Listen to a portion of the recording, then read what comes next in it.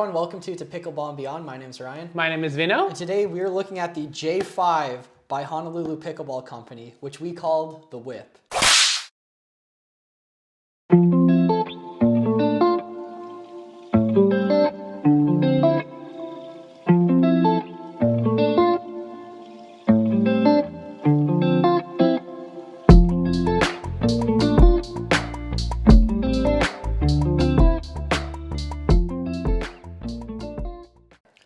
So we posted an original video that had the J1 and J5, but we've heard lots of comments and people asking that they wanted to see a more in-depth review on the J5 alone. And we've both gotten more play time, especially yourself. You've been playing quite a lot with the J5. It's been one of your main paddles. So let's hear some of your thoughts on it. So again, to piggyback on what we already did, go and check that review out.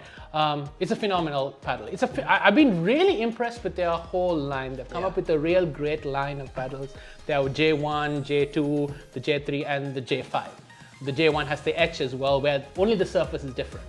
Out of all, this is one of the most unique because it's the longest paddle. Yep. It clocks in at the most narrow. And it's very narrow. Yep. Just going from there, it literally plays like a whip. Yep. And that's why we called it a whip. Yep. The way the throat cutout is, there is a lot more flex that I feel on the top of this paddle than anything that I've played. So I think, we'll go into like the different specs. And so I think that is like the big difference compared to their J1H. Like, I mean, if you look at it, you get a whole 3/4 of an inch higher. And the J1 and J1H, this is a much more, it's a very traditional shape over there versus the J5. But this is still an elongated paddle. Elongated, So this is coming in really long, you get what I mean, and narrow. So let's go straight into control. Yeah. How would you clock the control? How would you talk about the control? So for me personally, that's one of my biggest gripes with the paddle is compared to the whole rest of their lineup, the J5 has the worst control, I would say, right? The least amount of yes, definitely the least amount of control, and a lot of it is going back to that shape. The sweet spot is certainly smaller. But I will say it does offer, there is some control there. It's not like it's absolutely horrible. It's still, a 16mm paddle, and they have a very nice surface on it. But just compared to the rest of their lineup, and even a lot of elongated paddles are starting to have pretty forgiving sweet spots. But you certainly can tell, like with this shape, you're losing. Yes, and I mean their J3, which I would say is one of the most forgiving paddle. The twist weight's around 7.1, like really high. All the rest of their paddles, mid sixes, higher sixes. The J2 again, high 6, 6.6, 6.7.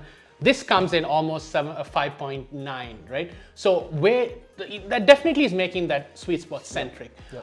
Even the swing weight, I mean, it's on the highest of theirs, right? It comes in at about 124, where their J3 is like, J2 is 112. So it's even maneuverability, like it takes a little bit more effort. But if you're a kind of a power-oriented player, right, you want that longer reach. I come from badminton and cricket. So for me, this longer surface, I don't know, I feel comfortable playing that. Yes, it feels very natural to me. So one last point I want to make on the control as well is from the kitchen line. I will say I had a lot of fun at the kitchen with this. I didn't enjoy my third shot drops or resets with it as much as anything else from their lineup. But from the kitchen, it actually has a pretty nice dwell, and you can really snap some backspin on that ball. I mean, you can get that thing. If you're a wristy player, I think it really you get a lot of if you use a lot of wrist, because it's such a long lever. Exactly. Really and this is like my personal paddle that I've been using, so I played a lot with that. I like being wristy, even like my serves, like I'm very wristy on like how I cut it. So you're absolutely you can right. Take so many balls out of the air too, right? You see lots of really good dinks that are around your ankles, right? You can take them out of the air with how long it is. You can really reach down low and protect that without having to play some balls on a bounce that you typically would have to. I absolutely agree, and I think it takes a little bit more play time to really dial down that third shot, because hitting spot's a little bit different, right? So you're absolutely right there. How did you think the power and the pop on this was? So that's where the paddle shines. We're gonna start with the power, and again, we call it the whip for a reason, right? You really feel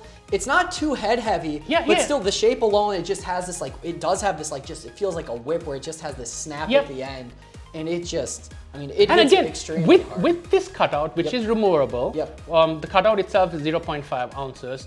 This weighs around 8.6. So it's already heavy. Mind you, when you hold it, it feels a balanced paddle. You won't guess it's that heavy. You guess it's lighter. Yes, you guess it's lighter. So it is well balanced on that standpoint. So that gives you that extra lever to snap your hands and really, like, you know, the lag in your arm. Like if you're holding back and you're lagging and bring it forward, this really supports that because it feels that whippy effect.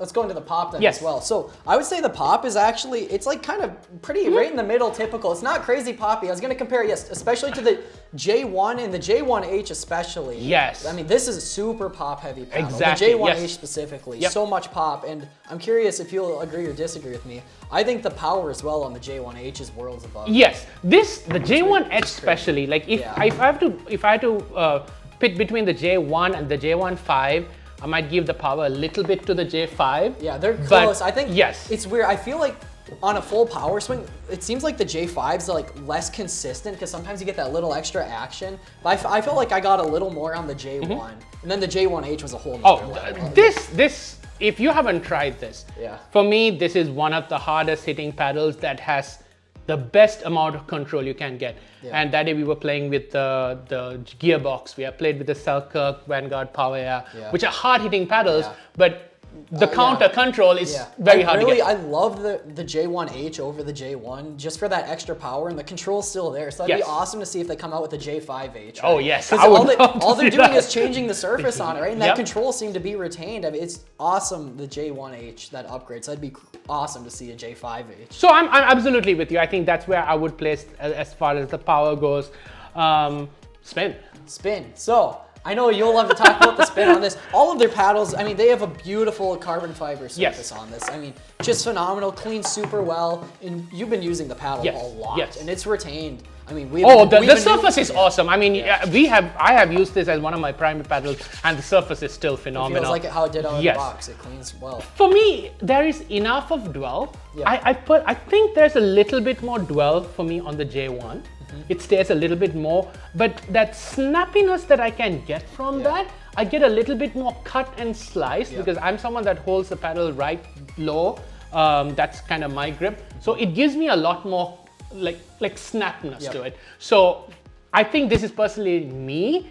I get a little bit more spin on this, but generally, I think you get a little bit more spin on the J1 and J1H. It was very comparable to the J1. Yes, I definitely think so. All of them are, at that top tier level spin. I mean, so much from all you get. This assists you in spin. Let's put it that way, right? If you know how to spin, you definitely win. I think the final part about this takes a little bit more adapting to. If you're coming from a bat and ball sports, a cricket or a baseball or a badminton, we are already used to that long length. I think you'll easily transition into it.